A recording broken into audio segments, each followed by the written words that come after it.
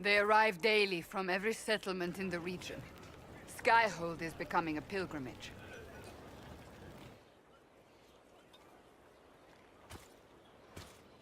If word has reached these people, it will have reached the Elder One. We have the walls and numbers to put up a fight here, but this threat is far beyond the war we anticipated. But we now know what allowed you to stand against Corypheus, what drew him to you. He came for this, and now it's useless to him, so he wants me dead. That's it. The Anchor has power, but it's not why you're still standing here. Your decisions let us heal the sky. Your determination brought us out of Haven. You are the creature's rival because of what you did. And we know it. All of us. The Inquisition requires a leader. The one who has already been leading it.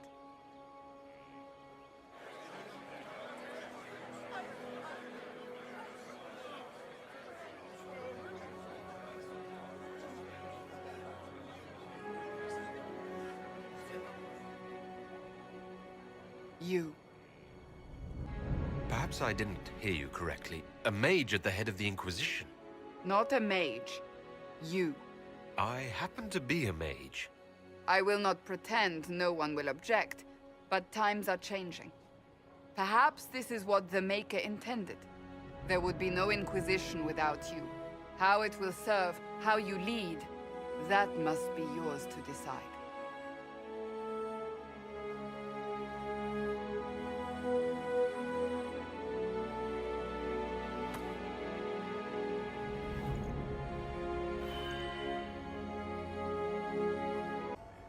With fear running rampant, they need to see a mage standing for what is right.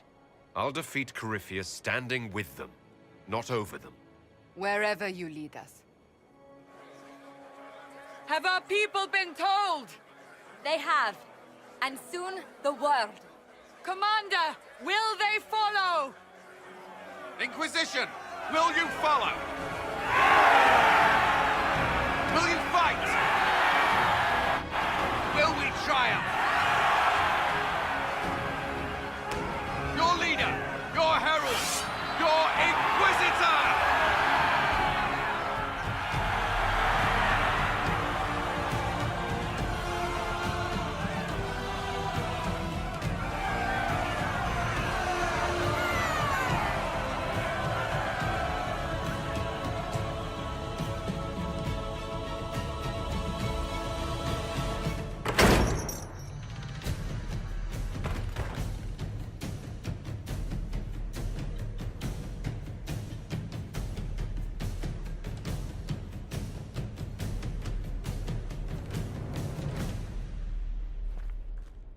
So this is where it begins.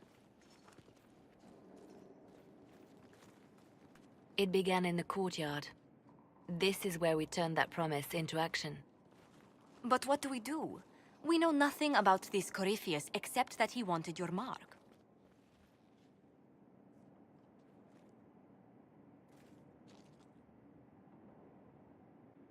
Corypheus said he wanted to enter the Black City, that this would make him a god. He is willing to tear this world apart to reach the next. It won't matter if he's wrong. What if he's not wrong? If he finds some other way into the Fade? Then he gains the power he seeks, or unleashes catastrophe on us all. Could his dragon really be an archdemon? What would that mean? It would mean the beginning of another blight. We've seen no darkspawn other than Corypheus himself. Perhaps it's not an archdemon at all, but something different? Whatever it is, it's dangerous. Commanding such a creature gives Corypheus an advantage we can't ignore. Corypheus wants to restore Tevinter. Is this a prelude to war with the Imperium? I get the feeling we're dealing with extremists, not the vanguard of a true invasion. Tevinter is not the Imperium of 1,000 years ago. What Corypheus yearns to restore no longer exists. Though they would shed no tears if the South fell to chaos, I'm certain. Could he strike at us here? We can't have a repeat of what happened at Haven. Skyhold has the bones to withstand Corypheus. After what you did with one trebuchet, I'd bet against direct attack. we do have one advantage. We know what Corypheus intends to do next. In that strange future you experienced, Empress Selene had been assassinated. Imagine the chaos her death would cause. With his army. An army he'll bolster with a massive force of demons, or so the future tells us. Corypheus could conquer the entire south of Thedas, god or no god. I'd feel better if we knew more about what we were dealing with. I know someone who can help with that. Everyone acting all inspirational jogged my memory, so I sent a message to an old friend. He's crossed paths with Corypheus before and may know more about what he's doing. He can help. I don't have time for a meet and greet, Varric. You'll get a lot out of this, and it's probably overdue. Just come up to the battlements. Trust me, it's complicated. Well, then, we stand ready to move on both of these concerns. On your order, Inquisitor. I know one thing. If Varric has brought who I think he has, Cassandra is going to kill him.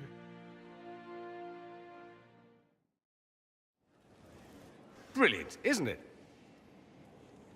One moment you're trying to restore order in a world gone mad. That should be enough for anyone to handle, yes? Then, out of nowhere, an archdemon appears and kicks you in the head. What? You thought this would be easy? No, I was just hoping you wouldn't crush our village like an anthill. Sorry about that. Archdemons like to crush, you know. Can't be helped. Am I speaking too quickly for you? You don't need to worry about me. I can keep up. Yes, I noticed that. Did you now? Certainly. If you were a slack-jawed yokel, you'd already be dead.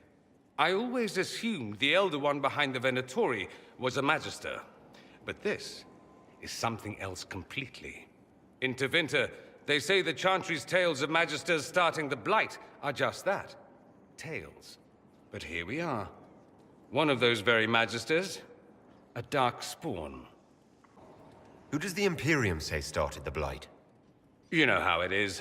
Not us. They say Darkspawn were always there. Magisters and the Blight aren't even related. Is that a surprise? No one wants to admit they shit the bed. But if Corypheus is one of the Magisters who entered the Black City and he's Darkspawn, what other explanation is there? Why does that make you angry? Because the Imperium is my home. I knew what I was taught couldn't be the whole truth, but I assumed there had to be a kernel of it, somewhere. But no, it was us all along. We destroyed the world. Last I checked, the Blights hadn't actually destroyed the world. Not for lack of trying. If they were more clever, they'd have unleashed something that would really do the job. No one will thank me whatever happens. No one will thank you either. You know that, yes? We don't know what will happen. Nobody does. An optimist! Such a rare breed. I've stumbled upon a unicorn. All I know is this. Corypheus needs to be stopped. Men like him ruined my homeland. I won't stand by and let him ruin the world.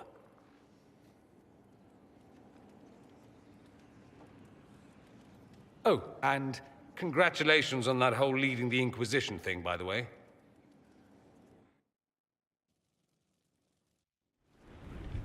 You recall Geryon Alexius of Tevinter.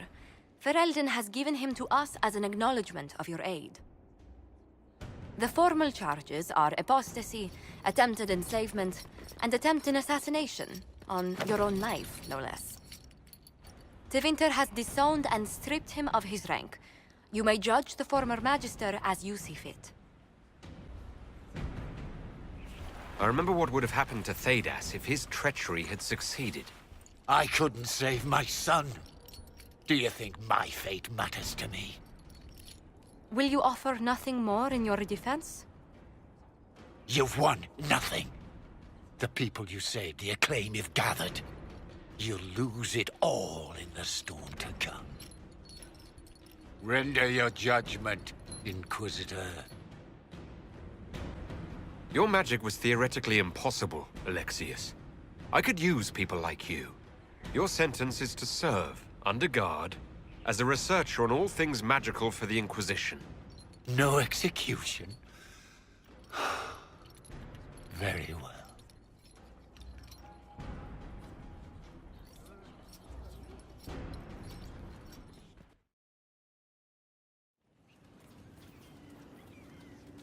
I'm interested in what you told me of yourself and your studies. If you have time, I'd like to hear more. You continue to surprise me. All right, let us talk. Preferably somewhere more interesting than this.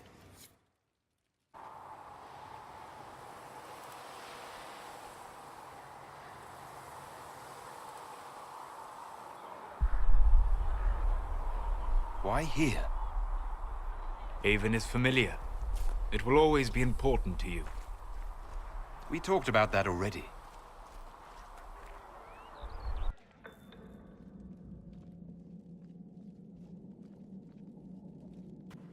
I sat beside you while you slept, studying the anchor. I'm glad someone was watching over me. You were a mystery. You still are. I ran every test I could imagine. Searched the Fade, yet found nothing. Cassandra suspected duplicity. She threatened to have me executed as an apostate if I didn't produce results. Cassandra's like that with everyone.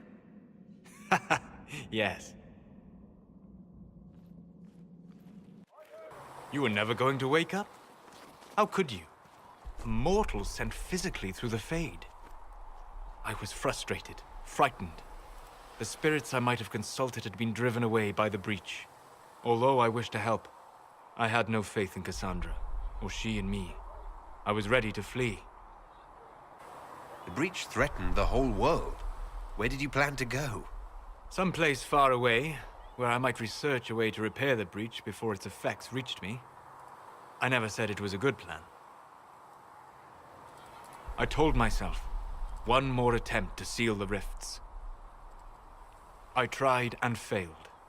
No ordinary magic would affect them.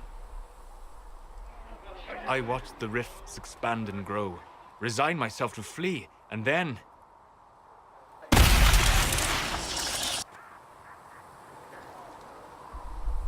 It seems you hold the key to our salvation. You had sealed it with a gesture. And right then, I felt the whole world change. It was that impressive to see me awake? You had walked in the Fade. I have explored the Fade more than anyone alive. But even I can only visit in dreams. But you might have been able to visit me here while awake. What do you mean? Where do you think we were? This isn't real. That's a matter of debate. Probably best discussed after you wake up.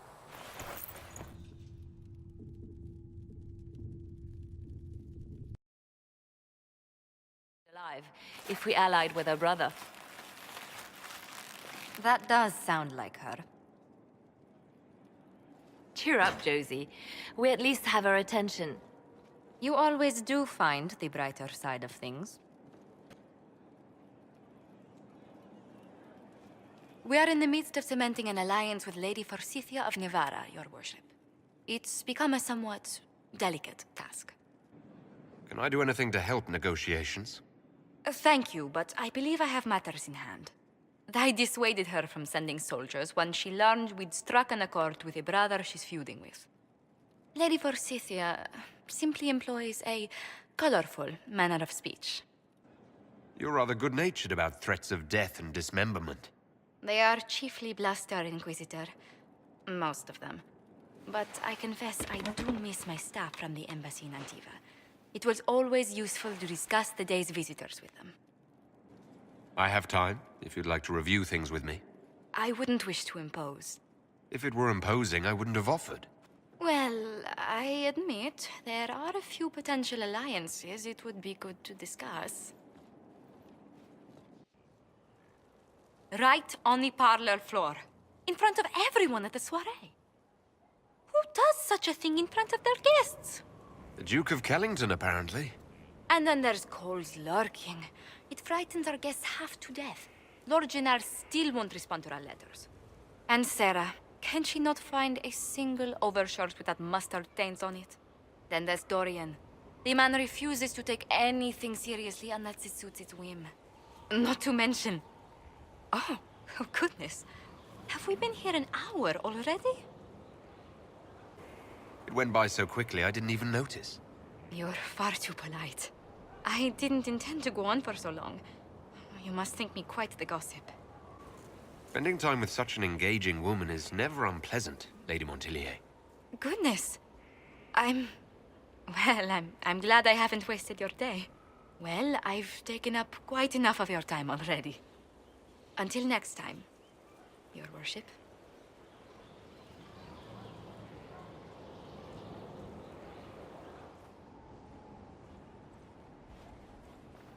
Inquisitor, I've found where the Red Templars come from. Therenfall Redoubt. The Knights were fed red lyrium until they turned into monsters. Samson took over after their corruption was complete. How do you know Samson? He was a Templar in Kirkwall, until he was expelled from the Order. I knew he was an addict, but this... Red lyrium is nothing like the lyrium given by the Chantry. Its power comes with a terrible madness. The Red Templars swarming Haven were proof enough.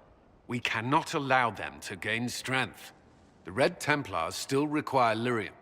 If we find their source, we can weaken them and their leader. Are you angrier at Corypheus or Samson? I don't know. Samson at least should know better.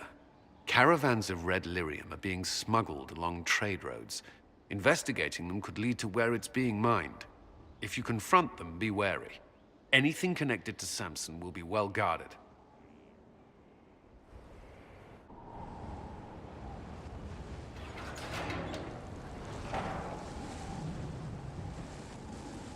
As leader of the Inquisition, there's something I must tell you. You're being especially serious today. I know. Lyrium grants Templars our abilities, but it controls us as well. Those cut off suffer. Some go mad, others die. We have secured a reliable source of lyrium for the Templars here. But I no longer take it. You stopped? When I joined the Inquisition. It's been months now. Cullen, if this can kill you... It hasn't yet. After what happened in Kirkwall, I couldn't. I will not be bound to the Order, or that life any longer. Whatever the suffering, I accept it. But I would not put the Inquisition at risk. I've asked Cassandra to... watch me. If my ability to lead is compromised, I will be relieved from duty. Are you in pain? I can endure it. Cassandra takes things as seriously as you do. If she has no problem with this, neither do I. I thought you had a right to know. The Inquisition's army must always take priority. Should anything happen, I will defer to Cassandra's judgment. Inquisitor, I must speak with you. What is it? I must explain something first about the Montilier's fortunes. I remember you said your family had been forbidden from trading in Orlais. It's devastated our finances. The Montiliers have, in fact, been in debt for over 100 years. I had no idea your family's situation was so precarious. Hardly anyone outside the family does. For generations, we've done everything to keep creditors at bay. Sold our lands to stave off interest. It's just... it is infuriating to see my family still reduced to this. I'm to become head of our house. If I sell any more of our land, my family will become destitute. That cannot be my legacy to them. Most people worry about their next meal. Never mind an estate. I'm not blind, but I worry for my family. My foolish sister Yvette with her daydreams. My brothers trying to rebuild our fleet with their own hands. Is it wrong to hope they never know hardship? Is there anything I can do? I'd almost solved our problems. For a while. I negotiated a chance to reinstate the Montiliers as landed traders in Orlais. We could rebuild with that. But when I dispatched paperwork to Val Royeaux, just learned my carriers were murdered. And the documents restoring my family's trading status destroyed. Who hates the Montiliers enough to do that? Leliana made inquiries that bore success. Comte Boisvert, a nobleman in Valroyot, claims to know who killed my messengers. He has a request that you come when I meet him, so he's seen publicly conferring with you. What will being seen with me gain the Comte? The Comte will drop hints at parties he's to meet with an important visitor. Allies and rivals will take note. Once he's met you, there will be speculation. The Comte will subtly spin reports to his advantage. He will use us. But if he knows who killed my people, I ask that we indulge him. I hope the Comte isn't making up information just to be seen with me. I will take full responsibility if that's the case, Inquisitor. I must know who killed my couriers just to harm my family.